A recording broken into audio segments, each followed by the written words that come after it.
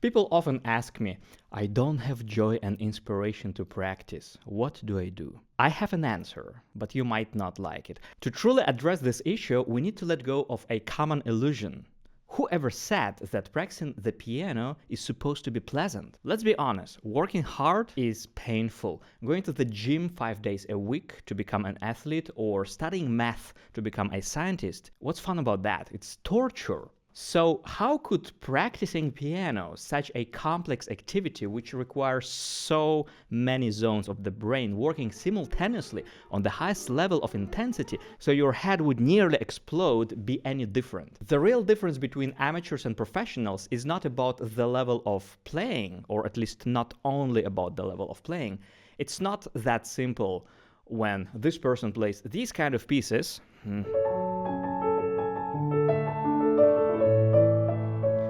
So we would say, yeah, they're clearly an amateur. And this person plays these kind of pieces.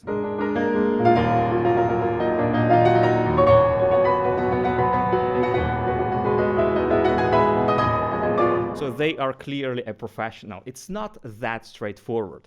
You could play simple pieces professionally, and you could play complex ones as an amateur. So the real difference is in attitude. Amateurs seek pleasure here and now. Professionals have a goal that matters to them and are ready to make sacrifices to achieve it. Believe it or not, I've worked with students who started late, who don't perform publicly, who don't strive to make a living from music, but play at a near professional level.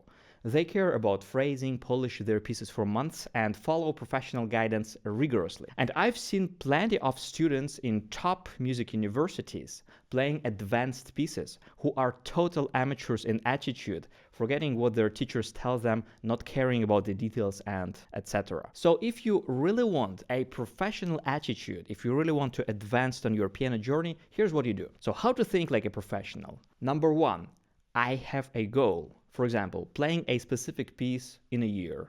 But please remember that a goal must be realistic. So if you are an intermediate player with a full-time job, setting up a goal of playing all the Chopin etudes by the end of the year is not realistic. So your goals must be realistic. If you're not sure, ask someone who is more advanced. Ask your piano teacher. Number two, this goal is a priority in my life. And unfortunately, you can't have many priorities. For example, my priorities are to keep myself in shape as a concert pianist and learn a few advanced programs a year, which requires at least 1-2 hours of practicing a day. So this is a commitment. Then my priority is to keep up with a healthy lifestyle, which also needs some time because I have to cook myself in order to be sure that I know what I'm eating. I have to spend some time for sports. Then my priority is to spend time with family and have quality time with my wife, which also requires time. So you see where it's going. Each priority needs time. That's why you might have 3, 4, maybe 5 priorities, but not more.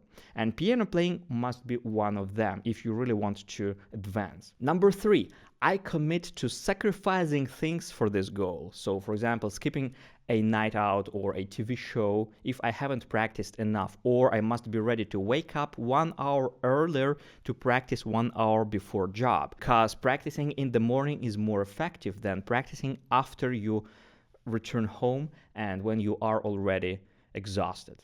And number 4, I embrace pain and challenge. I don't do this for instant pleasure, but for growth and development. And that means welcoming fatigue from overloading your brain, boredom of repeating the same spot again and again, the feeling of missing out on other things in life. I feel that sometimes my life is passing by me, but I'm not complaining. It's more interesting for me to spend time with Schubert Sonata than with some people.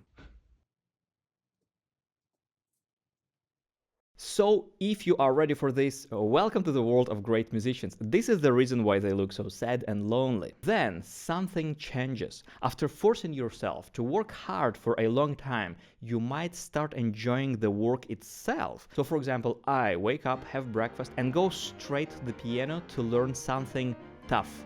Not because I have to necessarily perform it, but because I enjoy the process. Yes, it's hard. Yes, it's hard to keep in shape, but I really want it because when I play an advanced composition and when I can really play it well, it fulfills me. I feel really happy. I feel in touch with my true self.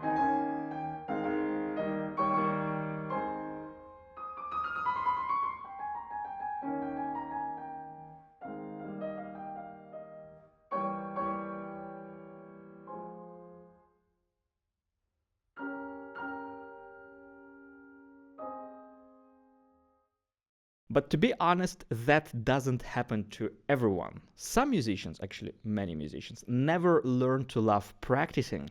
For example, Arthur Rubinstein famously once said, "I hate practicing, but I could play all day long." He understood the difference between the practicing and performing very well. I was reading too much, some books which I shouldn't have read because they were not intelligent enough. I lost my time on it. And that's why I built his personal brand around charisma and musicianship rather than technical perfection, which quite often he was just lazy to achieve. And actually, if you want to learn more about Arthur Rubinstein's style and technique, check out this video. So many concert pianists hate practicing actually because it's hard. In fact, many would rather risk imperfection on stage than endure the rigorous demands of full-scale preparation, choosing instead to practice only the bare minimum and then just hope that their experience will be sufficient on stage. So let me know what you think about this in the comments. Do you succeed practicing hard? Can you easily spend quality time at the piano? Do you feel that you are making progress or not? And if you are interested in the efficient piano playing, please check out my courses following the link in the description.